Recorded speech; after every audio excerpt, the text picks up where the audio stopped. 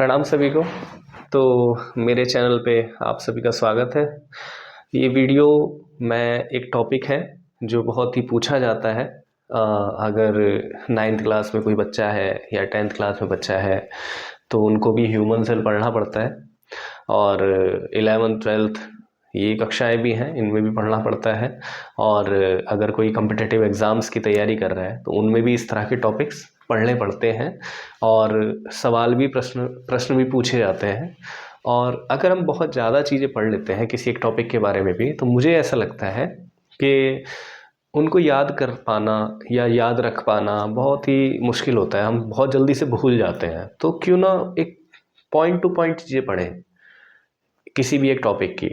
तो मेरी कोशिश यही रहेगी कि मैं आपको इस तरह से एक एक टॉपिक डेली टू डेली बताता जाऊं, या हो सकता है डेली दिन में कई टॉपिक्स वीडियोस आए मेरे। तो अगर आपको अच्छा लगे, मतलब कुछ गेन कर पाओ, तो प्लीज़ लाइक शेयर सब्सक्राइब। जो आपको पता है हर कोई बोलता है, यूट्यूबर या कोई भी वीडियो डालने वाला, वो यही बोलता है कि ऐसा करना। वो आपको पता है, अगर अच्छा लगेगा तो आप करोगे, नहीं अच्छा लगेगा तो भाई वो भी देखा जाएगा, आप जो भी है जैसी आपकी इच्छा। लेकिन मेरी कोशिश सिर्फ इतनी रहेगी कि मैं आपको पॉइंट टू पॉइंट चीज़ें बताऊं, और आप उनको नोट करो, उनको याद करो, दिमाग में रखो, ध्यान में रखो, वीडियोस को पूरा देखो। मेरा ऐसा मानना है कि अगर आप इस वीडियो को भी अगर 2-3 बार देख लोगे ना, तो ये टॉपिक आपको अच्छा खासा याद हो जाएगा, और आप फिर नहीं भूलोगे इसको। आपको याद होगा कि हाँ ऐसा हुआ था, उस आदमी ने, उस लड़के ने, या मतलब मैंने ऐसा समझाया था, तो उससे आपको काफ़ी बेनिफिट होगा। तो अब शुरू करते हैं, ठीक है। आज का हमारा टॉपिक है ह्यूमन सेल। वीडियो पूरा देखना। कुछ चीज़ें बीच में ऐसी भी बता सकता हूँ जो बहुत मतलब काम की होती हैं, और आपको याद रखने में बहुत आसानी होगी उन सब चीज़ों को, ठीक है। तो आप स्किप मत करना, पूरा देखना, ठीक है। शुरू करते हैं। टॉपिक है हमारा ह्यूमन सेल, मानव कोशिका। हमें सबको पता है कि जो हमारा शरीर बना हुआ है, सब जानते हैं, वो एक छोटे से छोटे कणों से मिलकर बन रखा है। उन कणों को ही हम एक तरीके से सेल कहते हैं, ठीक है, कोशिका कहते हैं। अब कोशिका से छोटे भी पार्ट्स हैं हमारी बॉडी में, जैसे ये सेंट्रोसोम हो गया, ठीक है, माइटोकॉन्ड्रिया हो गया, वैक्यूलस हो गया, ये सभी इस कोशिका के अंग हैं। लेकिन संरचनात्मक तौर पे और क्रियात्मक तौर पे इससे छोटा पार्ट हमारी बॉडी में नहीं है, ठीक है। जो संरचना करती है पूरी बॉडी की, वो यही करती है, ठीक है।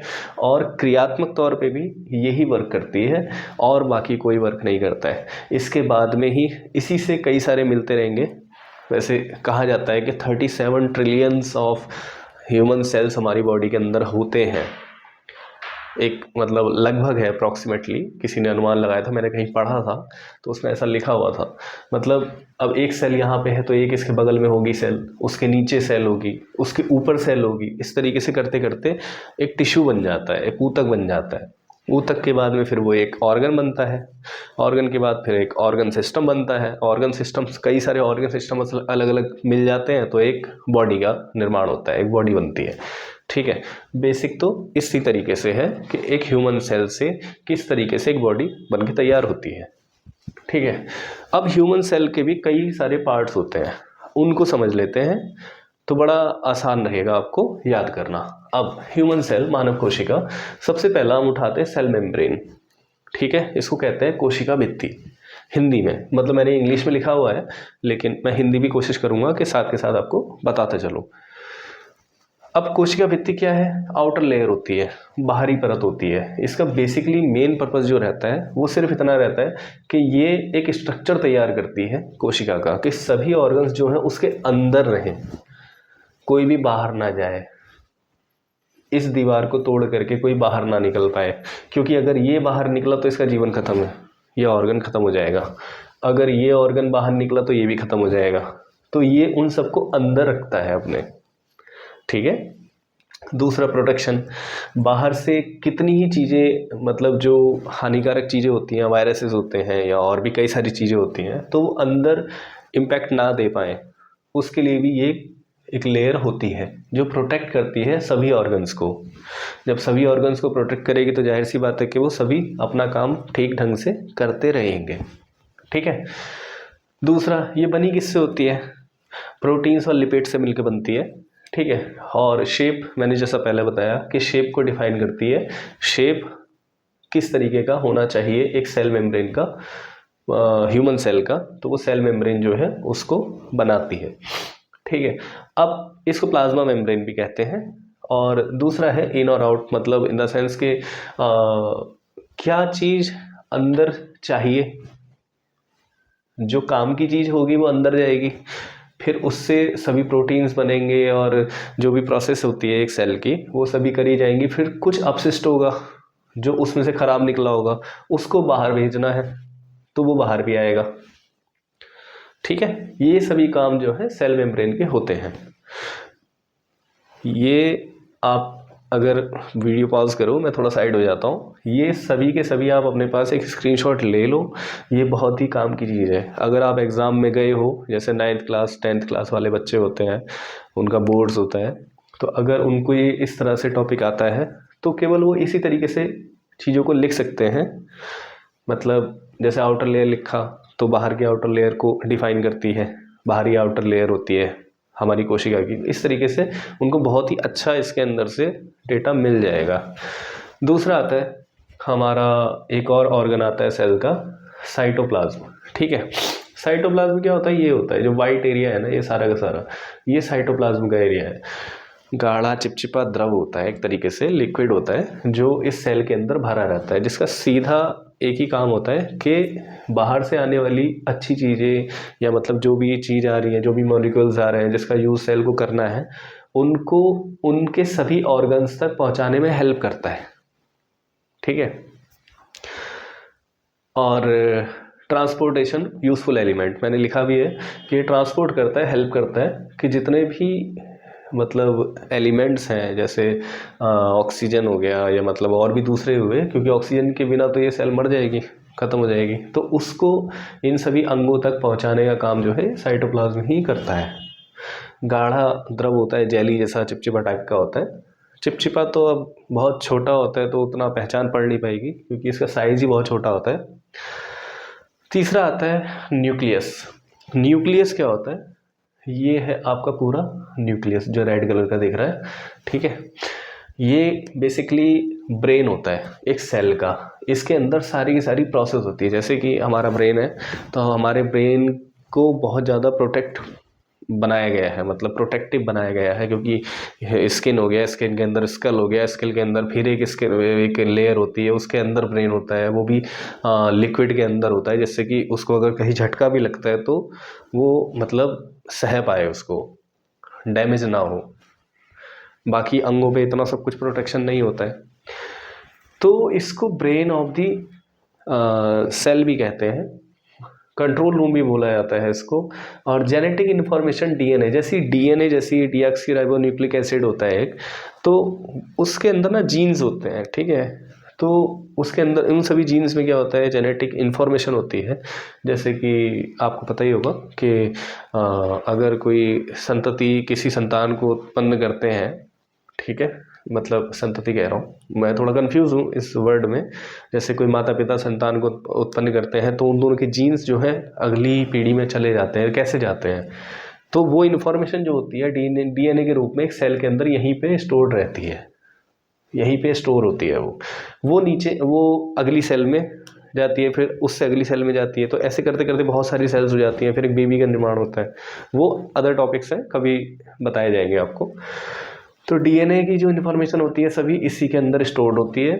और सेल की ग्रोथ किस तरीके से करनी है वो सभी डेटा जो होता है इसी के अंदर होता है। सेल कितनी बड़ी होनी चाहिए, कितनी छोटी होनी चाहिए, कितने समय में कितनी बड़ी होनी चाहिए, ये सभी डेटा जो है इसके अंदर होता है। और सेल का डिवीज़न, जैसे मैंने पहले बताया आपको कि एक सेल से 2 सेल बनना, फिर 2 सेल से 4 सेल बनना, 4 सेल से 16 सेल बनना, इस तरीके से जो है वो डिवीज़न भी इसी के अंदर किस तरीके से किया जाना है वो सब इन्फॉर्मेशन इसी के अंदर होती है।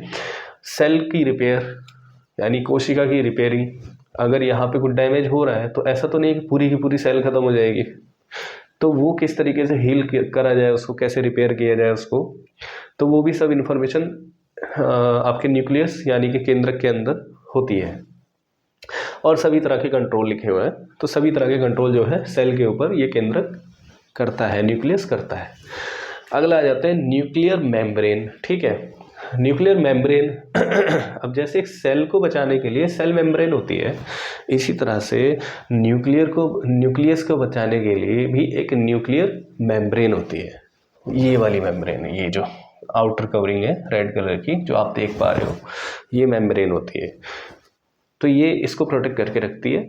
ठीक है, इसको हम न्यूक्लियर एनवलप भी बोलते हैं और न्यूक्लियस प्रोटेक्शन के काम आती है, ये तो मैंने बता ही दिया है। और इसमें क्या होता है ना, एक छोटे छोटे होल्स होते हैं इसमें, जैसे इस एरियाज में यहाँ छोटे छोटे होल्स होंगे, तो उनका काम सिर्फ इतना होता है कि जैसे जो काम इस लेयर का है वही काम इनका होता है। ठीक है, कि सेल के अंदर जो भी खराब चीज़, मतलब न्यूक्लियस के अंदर जो भी खराब चीज़ है वो बाहर फेंक दिया, जो काम की चीज़ें वो अंदर ले लिया, इन तिन्ही होल्स के जरिए ही। ठीक है, सब्सटेंसेस एक्सचेंज, मतलब जितने भी एलिमेंट्स हैं जो काम के नहीं है उनको बाहर फेंक दिया और जो काम के उनको अंदर ले लिया। ठीक है, अगला आता है न्यूक्लियोलस।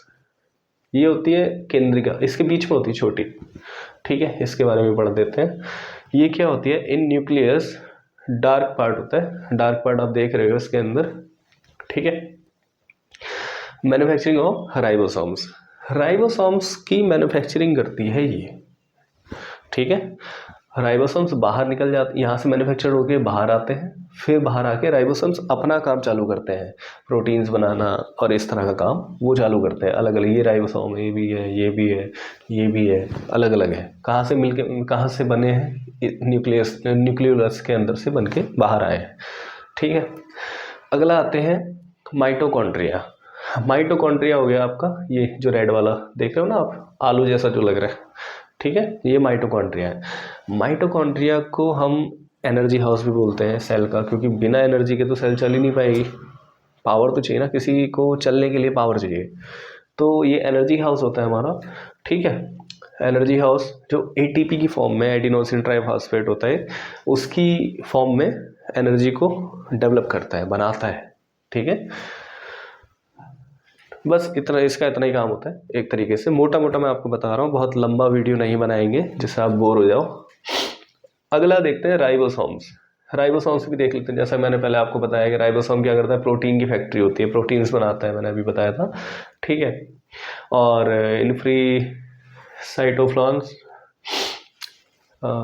एक सेकेंड, हाँ, protein factory in free cytoplasm on rough ERP. ठीक है, ये फ्रीली घूमते हैं, मतलब यहाँ भी मिलेगा आपको, इधर भी मिलेगा, इधर भी मिलेगा। ये सेल में ना फ्री तरीके से मूव करते रहते हैं, और ये आपके रफ एंडोप्लाज्मिक रेटिकुलम के ऊपर भी पॉइंट रहते हैं।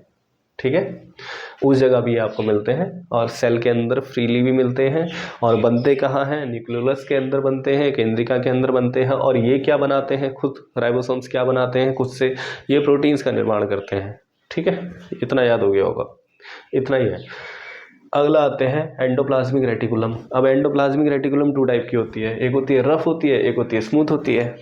ठीक है, तो जो रफ वाली जो होती है वो तो प्रोटीन की फैक्ट्री होती है एक तरीके से, ये भी प्रोटीन बना रही है, ये प्रोटीन बनाते बनाते इसके पास पहुंच जाते हैं, इसके ऊपर भी मिल जाते हैं, तो यहाँ भी प्रोटीन बन गया, सिंपल हो गया। दूसरा अगर देखो तो स्मूथ वाली क्या करती है, लिपिड्स बनाती है। ठीक है, जो स्मूथ वाली है ये वाली, ये लिपिड्स का निर्माण करती है और टॉक्सिन्स डिटॉक्सिफाई करती है। टॉक्सिन मतलब अब जब सेल वर्क कर रही है तो ऐसा तो नहीं है कि उसके अंदर सब कुछ अच्छा अच्छा ही बनेगा, ऐसा भी नहीं है, क्योंकि हम भी अगर कुछ मैन्युफैक्चर करते हैं, कुछ बनाते हैं, तो उसके अंदर वेस्टेज भी निकलते हैं, जो वेस्टेज डैमेज कर सकते हैं। ठीक है, सेल को ख़राब कर सकते हैं, तो उसके साथ साथ पॉइजनस एलिमेंट भी निकलते हैं, तो उनको ख़त्म करने के लिए क्या है, डिटॉक्सी करती है। ठीक है, उन सबको ख़त्म करती है और अच्छे रूप में बदलती है उनको, तो वो स्मूथ एंडोप्लाज्मिक रेटिकुलम ही करती है। ठीक है, अगला आ जाते हैं गोल्जी बॉडी। गोल्जी बॉडी क्या है, गोल्जी बॉडी ये आप देख पा रहे हो कुछ इस तरीके से होता है डायग्राम के अंदर, गोल्जी बॉडी। ठीक है, गोल्जी बॉडी क्या करता है, पैकिंग सिस्टम होता है, ठीक है। ये किसी भी चीज़ के क्या है, बंडल बनाता है, छोटे छोटे पैकेट बनाता है, ठीक है, और उनको ट्रांसपोर्ट करता है, जहाँ पे ज़रूरत होती है वहाँ भेजता है, ठीक है। मतलब अगर बंडल तैयार हो गया तो ये बाहर निकाल देगा, किसी दूसरे सेल में दे देगा, ठीक है, वो सेल बच जाएगी। इस तरीके से मतलब चीज़ों को आदान प्रदान किया जाता है इसी के जरिए, गोल्जी बॉडी के जरिए। और proteins modification and bundle packing, ठीक है, प्रोटीन्स वगैरह का मॉडिफाई करता है। अब मॉडिफाई आप कैसे भी सोच सकते हो, मतलब जो आवश्यक होता है उस तरीके से बनाना प्रोटीन्स को, ठीक है। डिलीवरी डेस्टिनेशन, मतलब जो भी डेस्टिनेशन है उसकी, कहीं अगर उसको प्रोटीन्स की कमी है या मतलब उसको कहीं भेजना है, मानो माइटोकॉन्ड्रिया में भेजना है उसको, तो कैसे भेजेंगे। स्मूथनेस तो है बीच में, क्योंकि ये साइटोप्लाज्म है डला हुआ है इसके अंदर, लेकिन जाएगा कैसे, तो बंडल बनेगा उसका, फिर इस तक पहुँचेगा, फिर इसके बाद वैक्यूलस के पास पहुँचे, चलते तो सब एनर्जी से ही है ना। तो इसी तरीके से ये उनको मूव कराता है बंडल के पैकेट वगैरह बना के। अगला देखते हैं लाइसोसोम्स, ठीक है। लाइसोसोम्स क्या करता है, लाइसोसोम्स कौन सा वाला है, ये वाला है, ठीक है, ग्रीन ग्रीन करके ये जो मैंने पॉइंट कर रखे हैं ये लाइसोसोम्स है, ठीक है। तो लाइसोसोम्स क्या करता है, इसको क्लीनिंग सिस्टम बोलते हैं, क्लीनिंग सिस्टम। अब जैसे कोई चीज़ खराब हो गई है सेल के अंदर, कोई चीज़ खराब हो गई है, तो ये क्या करेगा ना, इसके अंदर ऐसे पाचक एंजाइम होते हैं, ऐसे पाचक रस होते हैं कि ये फट जाता है, ठीक है। इसको आत्मघाती थैली भी बोलते हैं, यानी लिखा होगा कहीं पे वेस्ट मटेरियल, सुसाइड बैग, इसको सुसाइड बैग भी बोलते हैं। ये क्या करता है, वेस्ट मटेरियल को अपने अंदर ले लेता है और उसको पचा के गला के ख़त्म कर देता है। और अगर वो उसको पचा ना पाए, गला ना पाए, यानी उसकी वजह से कुछ डैमेज हो रहा हो सेल के अंदर, तो ये खुद फट जाते हैं, फिर इनके जो पाचक एंजाइम है सब फैल जाते हैं पूरी सेल के अंदर, पूरी सेल जो है वो डाइजेस्टिव हो जाती है, ख़त्म हो जाती है, ठीक है। इसलिए इनको सुसाइड बैग भी बोलते हैं, ठीक है। ये इनका काम हो गया। अब आ जाते हैं वैक्यूलस पे। वैक्यूलस वैक्यूलस बोल रहा हूँ, वैक्यूल पे, ठीक है। वैक्यूल क्या है, स्टोरेज एरिया होता है। वैक्यूल कौन सा है, ये ब्लू वाले जो है ये वैक्यूल हो गए, ठीक है। ये क्या है, स्टोरेज, स्टोर करके रखती है, जैसे काम की चीज़ें हैं, वाटर है, न्यूट्रिएंट्स हैं, और कुछ भी वेस्टेज है उसको थोड़ा सा, जैसे मानो ऐसा मान सकते हो आपके इस ये वेस्टेज को ख़त्म कर रहा है लाइसोसोम, इसके बाद बहुत सारा वेस्टेज हो गया है, तो अब वो कहाँ फेंके, या वेस्टेज को यहाँ तो छोड़ नहीं सकते बीच में, तो ये अपने अंदर रख लेगा थोड़ा देर के लिए, बोले मैं तुझे बाद में दे दूँगा, तो बाद में उसको पचा के ख़त्म कर दियो। इस तरीके से वर्किंग चलती रहती है। और ये सब मैसेज कौन कंट्रोल करता है, ये कंट्रोल करता है हमारा केंद्रक, ठीक है, न्यूक्लियस। इन सभी प्रोसेस को कंट्रोल करने वाला न्यूक्लियस होता है। अगला है सेंट्रोसोम। सेंट्रोसोम हेल्प करता है सेल डिवीजन प्रोसेस में। सेंट्रोसोम हो गया आपका ये जो सूरज के जैसा दिख रहा है ना, ऐसा कुछ डायग्राम में था, मैंने वैसे बना दिया, ठीक है। इसका काम होता है सेल का डिवीजन। मानो अब ये सेल है, सेल का साइज काफ़ी बड़ा हो गया है, कंट्रोल नहीं हो रहा है, तो इसको अब डिवाइड करना पड़ेगा ना। तो क्या करेगा केंद्रक, इन्हीं के कॉपी बनाता जाएगा अपनी जेनेटिक पावर से, मतलब इसके पास इन्फॉर्मेशन है, तो इनके कॉपीज़ बनते रहेंगे, ठीक है। 2 हो जाएंगे तो ये सेल यहीं से डिवाइड होकर अलग हो जाएगी, सेल डिवीजन आ गया। और इसके अंदर कोई नई चीज़ नहीं होती है, होने को मतलब बहुत सारी चीज़ें हैं, आप ज़्यादा पढ़ोगे तो थोड़ी थोड़ी चीज़ों में भी काफ़ी बड़े बड़े डायग्राम और काफ़ी बड़े बड़े पैराग्राफ बनते जाएंगे। जैसे अगर देखो तो साइटोप्लाज्म के ऊपर भी बहुत सारे पैराग्राफ बन सकते हैं, ठीक है, लाइट आ गई, बहुत सारे पैराग्राफ बन सकते हैं। फिर आदमी क्या करेगा, कुछ नहीं करेगा, कंफ्यूज होगा। तो मेरा ऐसा मानना है कि आप इसका एक स्क्रीनशॉट ले लो, छोटे छोटे पॉइंट बना के याद करो, बहुत अच्छा रहेगा आपके लिए। और बाकी कुछ नहीं है। ह्यूमन सेल आपका 5-7 मिनट की, 7-8 मिनट की या 10 मिनट की वीडियो में ख़त्म हो गया, ठीक है। इसी को आप देखो, और अगर मैं कुछ गलत बोला हूँ या कुछ डाटा ऊपर नीचे हो गया हो, वैसे मैंने कोशिश की है कि सही बोलूँ, सही चीज़ आपको बताऊँ, और अगर कुछ गड़बड़ हो गया तो उसके लिए सॉरी। पढ़ने के लिए बहुत अच्छे अच्छे टीचर्स हैं यूट्यूब पे, काफ़ी अच्छा पढ़ाते हैं, लेकिन मतलब हमें क्या याद करना चाहिए ना, मुझे ऐसा लगता है कि हमें एक छोटा छोटा पॉइंट बना के याद करना चाहिए। लिखने के लिए काफ़ी अच्छा मैटर हमें मिल जाता है और याद भी रहता है। तो इसी के साथ समाप्त करते हैं। अब देखते हैं दूसरा टॉपिक आपको कौन सा बताएं, ठीक है। तो फिर मिलेंगे अगली वीडियो में। लाइक शेयर सब्सक्राइब तो जरूर करना, लाइक करना, शेयर करना, सब्सक्राइब करना, सब करना। ओके ठीक है, तो अभी बंद करते हैं। ऑल द बेस्ट आप सभी के एग्ज़ाम्स के लिए, आप सभी की स्टडी के लिए। बाय।